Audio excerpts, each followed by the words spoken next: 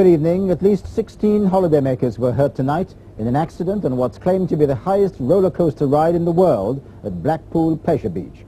One train of carriages ran into the back of another, and some people were trapped in their seats when safety mechanisms jammed.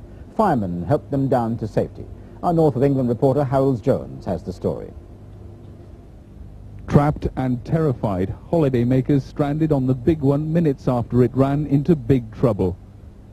One coach slammed into others, locking the ride's brakes, trapping the passengers in their seats, held there by safety bars.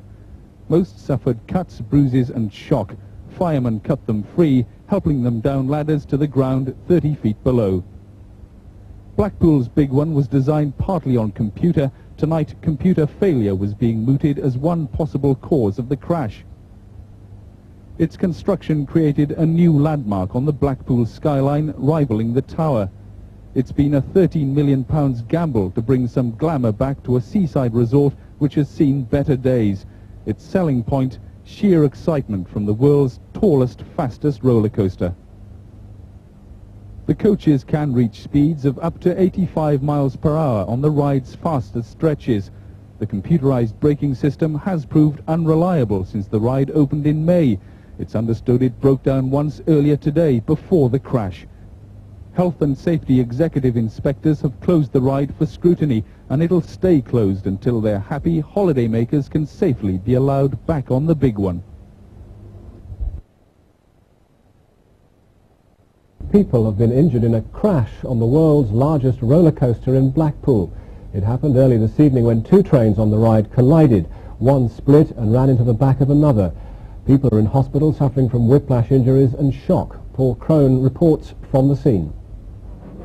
Emergency services attend to the injured as carriages on the world's tallest roller coaster lie stricken. It was an accident which technically should not have been possible. One train waiting to get into the station hit from behind by another which should have been halted by an earlier braking system. Around 30 people were stranded aboard the train, many trapped when the security bars locked and wouldn't reopen. This is the second incident involving the £12 million roller coaster. On the day the ride officially opened to the general public on May the 28th, 30 people were stranded 235 feet up. The American company which helped put the ride together is said to be shocked by the accident, and two experts are flying to Britain tonight. Back in May, the company said this about the ride. There's so many safety devices on these rides that it's impossible for it to come off, or in fact for you to come out from the car. If other means of public transportation had our record, I think they'd be very proud people. Could it have possibly been avoided if there weren't as many trains on the track at once? There weren't many trains on the track. The system is designed to run 3 trains. We were running 2 today. The health and safety executive has been informed about the accident, and the ride is now closed until further notice. MPs. Heidi, hi!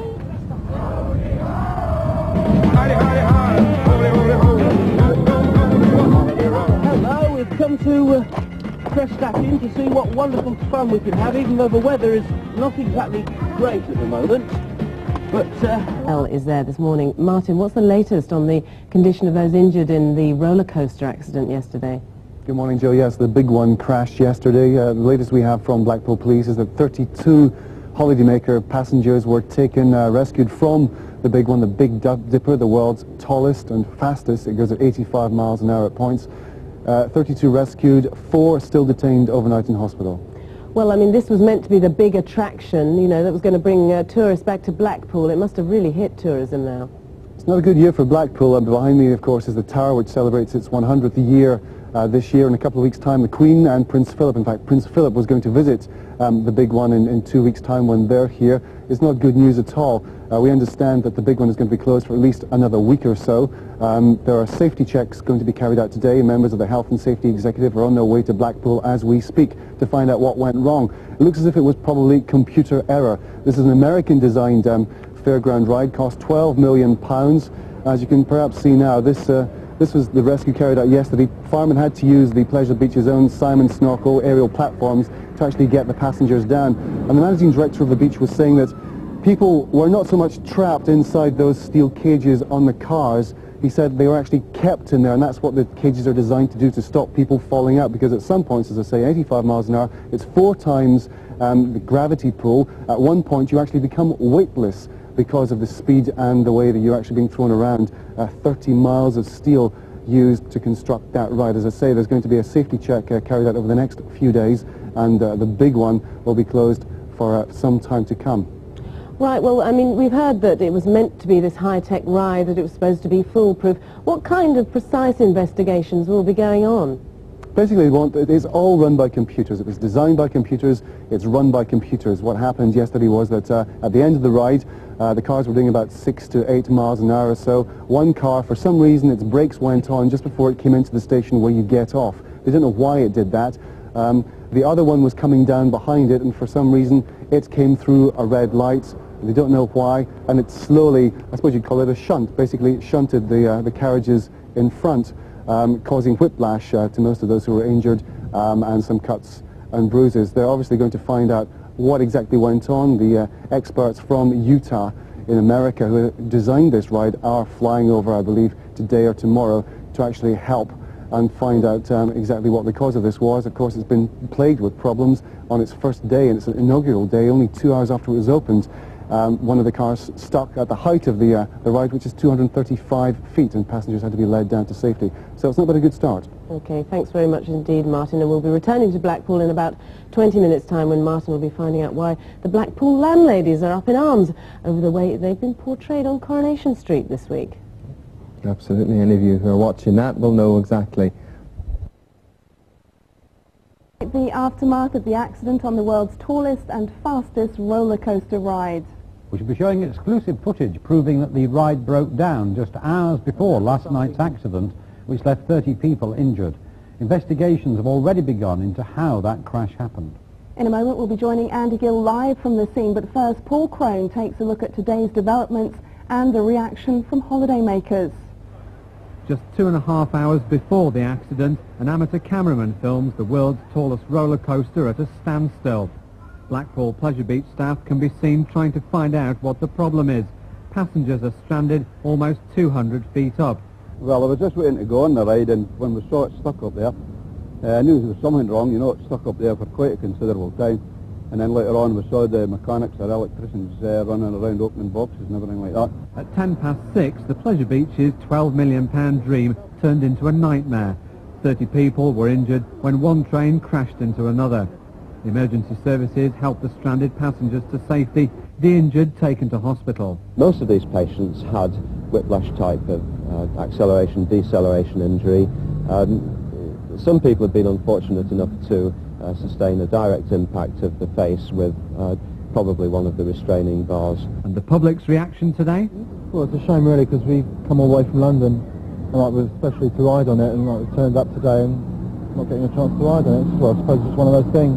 It does frighten you a bit, like the thought of an accident, but like if it was proved to be safer, we'd go on it definitely. I think the worrying thing to me was the fact that had he been further up and there'd been a collision there, it could have been very, very dangerous. The accident was caused by a computer failure, as one train waiting to go into the roller coaster station was hit from behind by another. Film taken recently shows that the train should have stopped at this braking station. The harsh truth is that the roller coaster as yet hasn't lived up to its expectations. On several occasions the ride has been closed down due to high winds, and that should really only be the case under the most extreme weather conditions. On the day the ride first opened to the public back in May, 30 people were stranded 235 feet up. People have come specifically to Blackpool to ride the big one, only to be disappointed when they get here. It's hoped the arrival of 2 experts from the United States will solve the problem. Until then, visitors will have to be content using the Pleasure Beach's other rides. Well, we now go live to Blackpool, where our reporter Andy Gill is joined by Geoffrey Thompson, who's the managing director of the resort's Pleasure Beach. Thank you, Lucy. Mr. Thompson, let me ask you first of all, the ride, as we've heard, had broken down a couple of hours before last night's accident. Should it in fact have been reopened? As we spoke earlier, it didn't break down. The computer shut the ride down because they thought there might have been a fault. It turned out there was no fault, and when the whole computerized system was cleared, it reopened. Nevertheless, the fact that the computer had shut it down 2 hours before the accident suggests that there was something wrong. It doesn't suggest, as you know, you do now understand computers, and you know perfectly well it does.